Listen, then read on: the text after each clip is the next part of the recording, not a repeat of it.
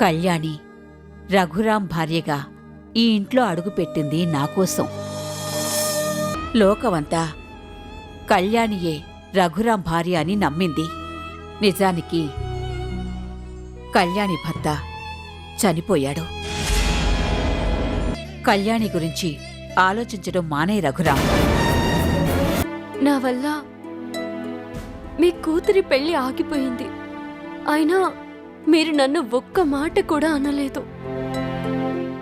అందుకే మీకు థ్యాంక్స్ చెప్దామని వచ్చాను.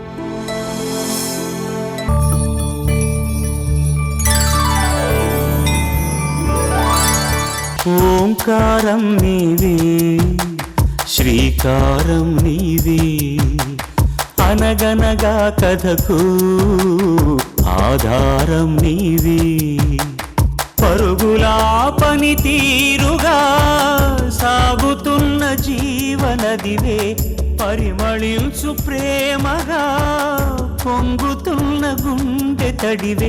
పూరమణి సుగుణమణి స్వార్థమెరుగదు నీవునికి, ఇవ్వమని ఆ దేవుడిని నువ్వు కోరేదొకటే ఎన్నటికీ.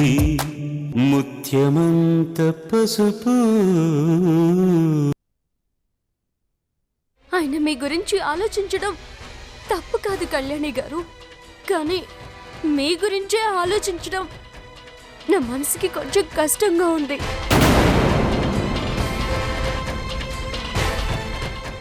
ఒక రకంగా నేను ఇదంతా చెప్పడం మిమ్మల్ని బాధిస్తుందని నాకు తెలుసు, కానీ ఒక ఆడదానిగా మీరు నా బాధని అర్థం చేసుకుంటారని చెప్తున్నాను.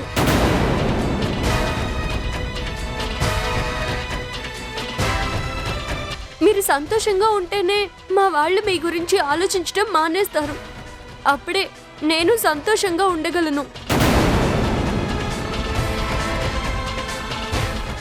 మీరేం చేస్తారో నాకు తెలియదు. నేను మాత్రమే సంతోషంగా ఉండాలని చెప్పే అర్హత నాకు లేదు. కానీ మీరు సంతోషంగా ఉండి నన్ను సంతోషంగా ఉంచండి అని అర్థించే అవసరం మాత్రం నాకు ఉంది.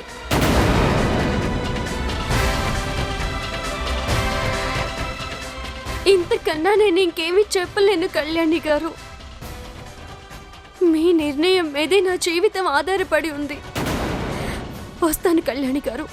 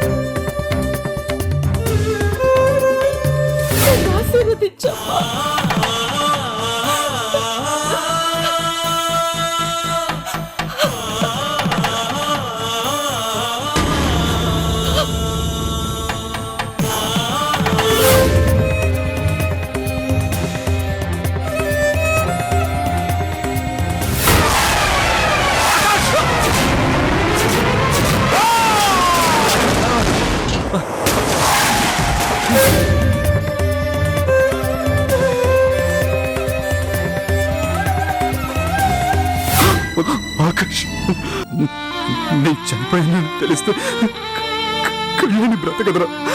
అందుకే తనకి ఈ విషయం తెలియనివ్వకు.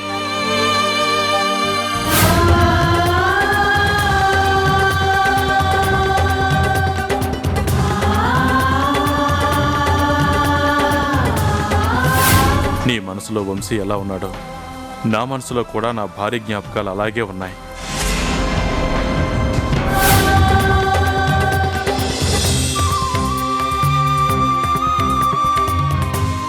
అందరి సంతోషం కోసం నేను నీ భర్తగా నటిస్తాను.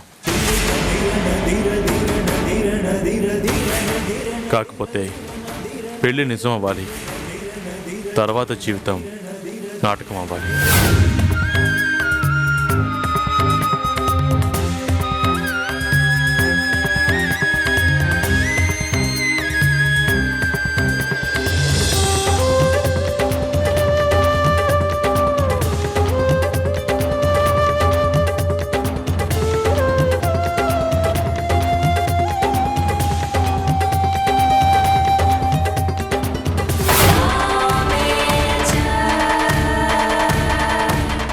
ఏమండి?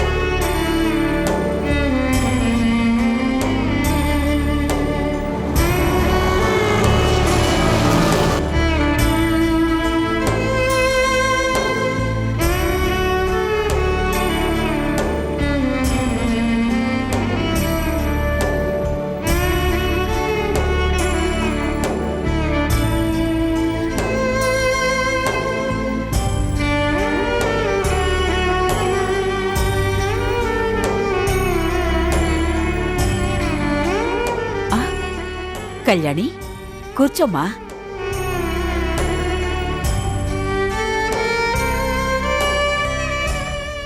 ఎలా ఉన్నారండి? బావున్నానమ్మా. నువ్వెలా ఉన్నావమ్మా? నాకేంటండి, బానే ఉన్నాను.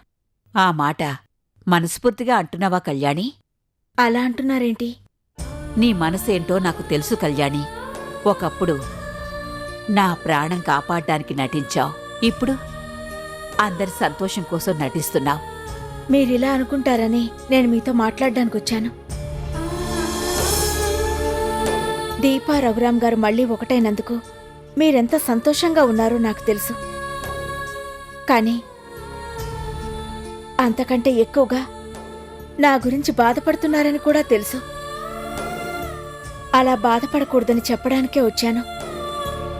ఎందుకంటే పెళ్ళి ఆగిపోవడానికి కారణం మీరే అని మీరు లోలోపల కుమిలిపోతున్నారు.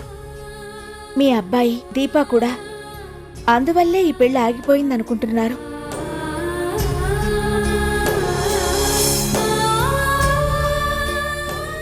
ఇన్నేళ్ల తర్వాత కలిసిన వాళ్ళు సంతోషంగా ఉండడం మానేసి నా గురించి ఆలోచిస్తూ బాధపడుతున్నారు.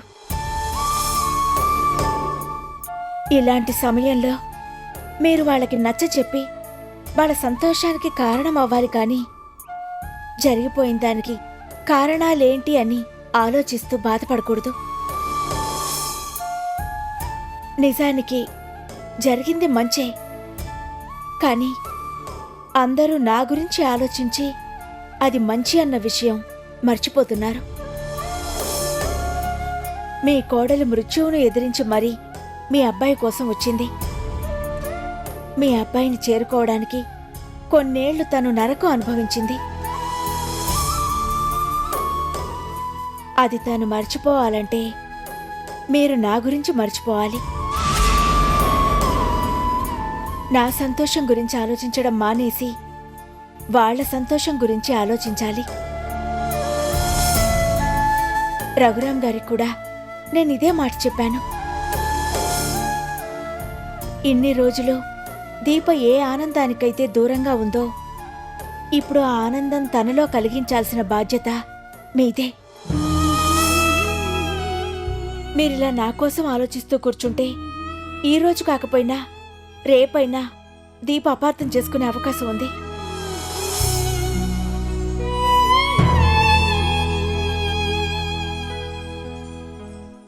మీరు నా గురించి దిగులు పడకండి.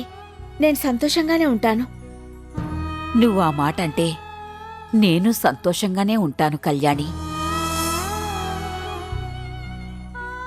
నువ్వు నా కోడలుగా నటించడానికొచ్చినా నాకు కూతురు లేని లోటు తీర్చావు. నా మనసులో నీ స్థానం ఎప్పుడూ నీదే కళ్యాణి. నీకే కష్టం వచ్చినా నేనున్నాననే విషయం మర్చిపోకు. కూర్చోమ్మా, కాఫీ తీసుకొస్తాను. రా కళ్యాణి. దీపా రఘురాం గారు ఎక్కడికి వెళ్ళారండి? షాపింగ్కి వెళ్ళారమ్మా. కూర్చో.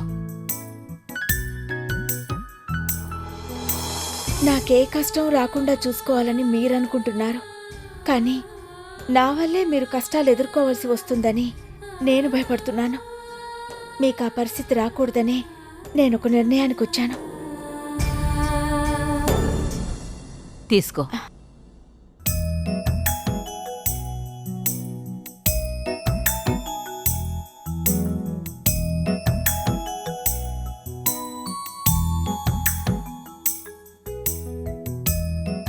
నేను మిమ్మల్ని అత్తయ్య అని పిలవచ్చా?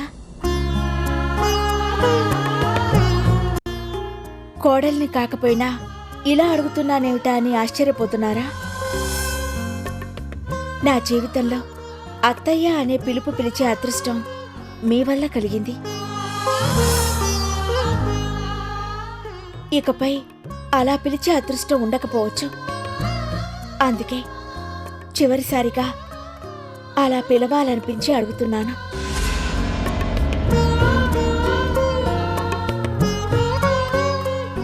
చివరిసారి కాదమ్మా, ప్రతిసారి నన్నలా పిలిచే హక్కు నీకుంది. అలా పిలిచే అర్హత ఇంటి కోడలికే కాదు, మేనకోడలికి కూడా ఉంటుంది.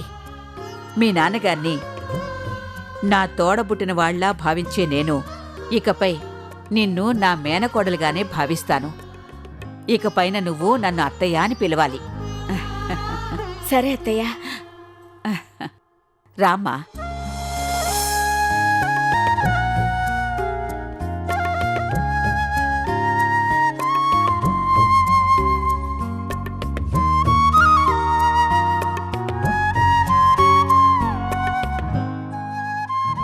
ఇవి నీకోసమే కొన్న నగలు, తీసుకెళ్ళమ్మా.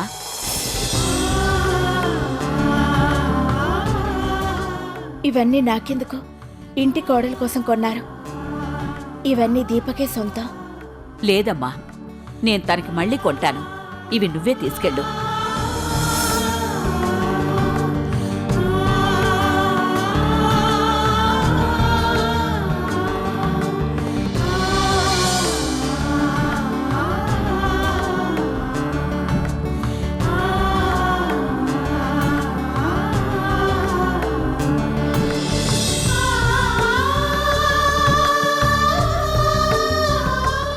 అన్నీ సవ్యంగా జరిగి ఉంటే నా కొడుకు చేత ఈ కుంకుమ నీ నుదుటిన దిద్దించి ఈ ఇంటి కోడలుగా తీసుకొచ్చేదాన్నమ్మా. కాని నాకు అదృష్టం లేదు. నిజానికి ఈ కుంకుమ నా నుదుటిన దిద్దుకునే అర్హత నాకు లేదు. కానీ మీ గుర్తుగా నేను దీన్ని తీసుకెళ్తాను.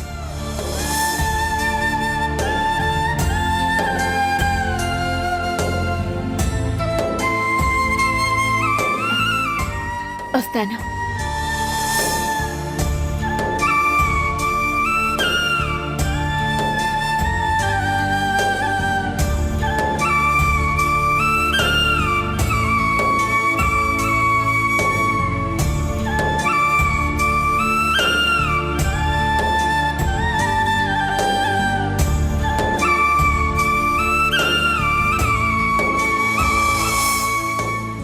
వెళ్ళొస్తానండి. అలాగే.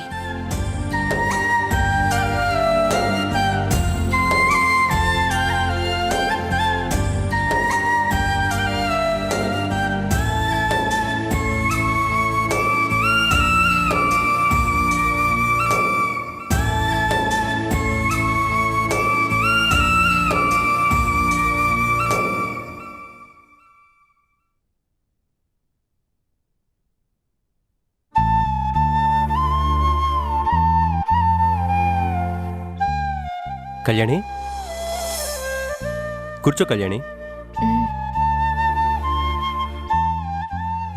ఏంటి సడన్ సర్ప్రైజ్? నీతో కొంచెం మాట్లాడాలని వచ్చాను ఆకాష్. నాతోనా? ఏంటి కళ్యాణి? అది నువ్వేం చెప్పాలనుకుంటున్నావో నాకు తెలుసు. నా పెళ్లి గురించేగా? నాకు తెలుసు. ప్రస్తుతం నీ మనసులో నా పెళ్లి చేయాలనే ఆలోచన ఉంది. నేను చాలా ఇబ్బంది పెడుతున్నాను కదా? నువ్వు నన్ను ఎప్పుడు ఇబ్బంది పెట్టలేదు ఆకాష్. అందరి సంతోషం కోసం ఆరాటపడ్డావు. ఎదుటి వాళ్ళ కన్నీళ్లు తుడిచి ఆనందపడ్డావు. ఇకనైనా నీ సంతోషం గురించి ఆలోచించుకో. నువ్వు పెళ్లి చేసుకుంటే నీతో పాటు మీ అమ్మా నాన్న కూడా సంతోషంగా ఉంటారు. ఆ దేవుడు ఎవరి జీవితం వాళ్ళకిచ్చాడు. దాన్ని మలుచుకునే శక్తి కూడా ఇచ్చాడు.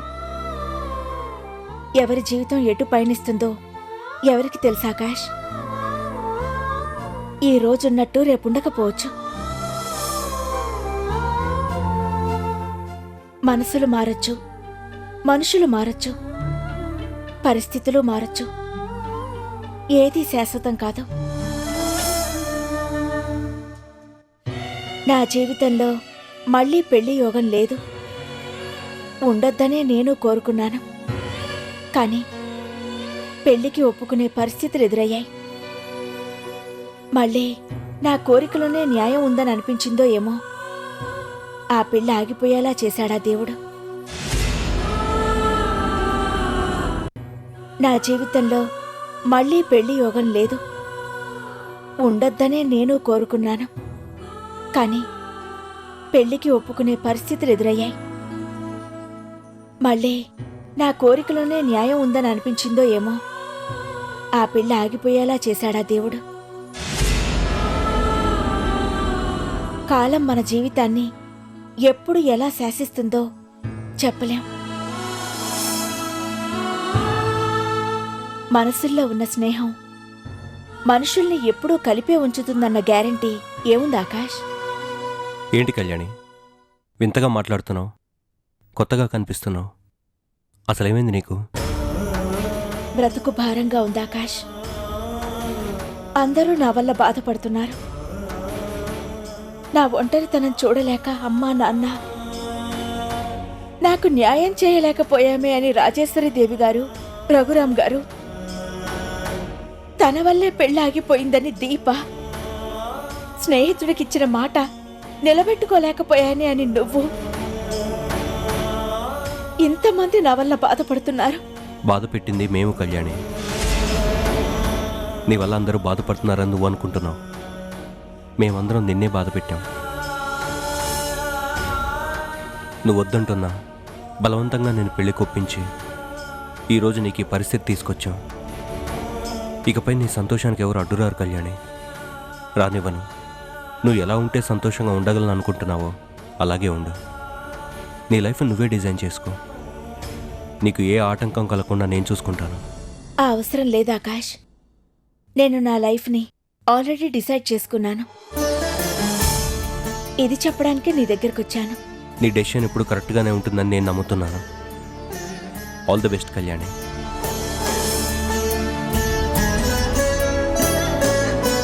Thank you Akash. నేను వెళ్తాను. సరే కళ్యాణి.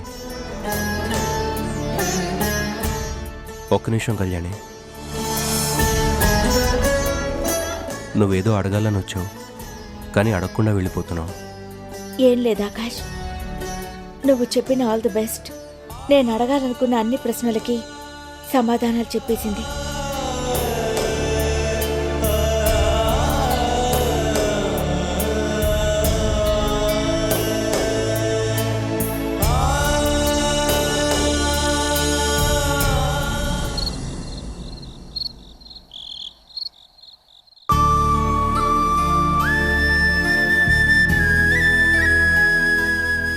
అమ్మా కళ్యాణి, భోంచేద్దుగానిరా. ఏంటో ఈ పిల్లకి తిండి మీద ధ్యాస ఉండదు.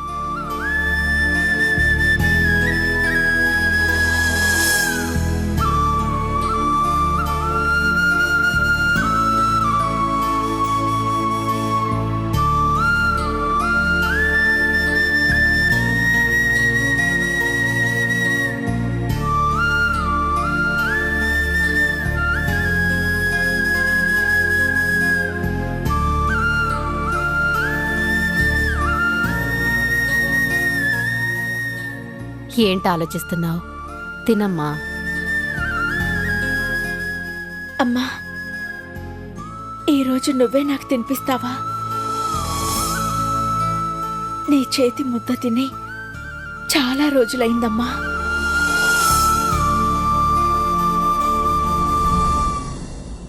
అసలు ఈ మధ్య నీతో ఉన్నట్టే లేదు. నువ్వు తినిపిస్తే తృప్తిగా తినాలని ఉంది. నిజమేనమ్మా, ఈ మధ్య అసలు నేను నీ గురించి పట్టించుకోవటమే లేదు.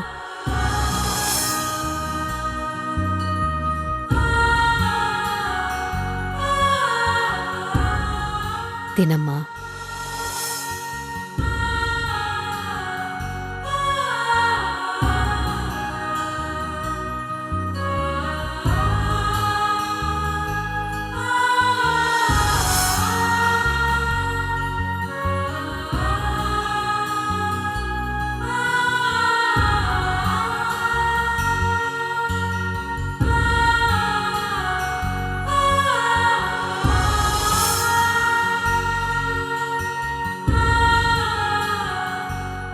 తినమ్మా. ఏమైందమ్మా? ఏం లేదమ్మా, ఎప్పుడో చిన్నప్పుడు ఇలా తిన్నాను. ఇప్పుడు తింటుంటే మనసుకి హాయిగా ఉంది. నువ్వు హాయిగా ఉంటానంటే రోజూ నీకు ఇలా తినిపిస్తానమ్మా. తినమ్మా.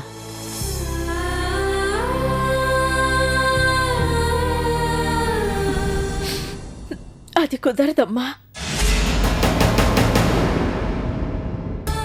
ఏ? అదేనమ్మా, రేపు నేను ఏదైనా ఉద్యోగం చూసుకుని బిజీ అయిపోతే ఇక తీరికుండదు కదమ్మా. తీరిక దొరికినప్పుడల్లా నేనే తినిపిస్తాను. ఇక చాలమ్మా, ఈ ఒక్క ముద్ద తినమ్మా. కడుపు నిండిపోయిందమ్మా. సరే అమ్మా. ఏంటమ్మా?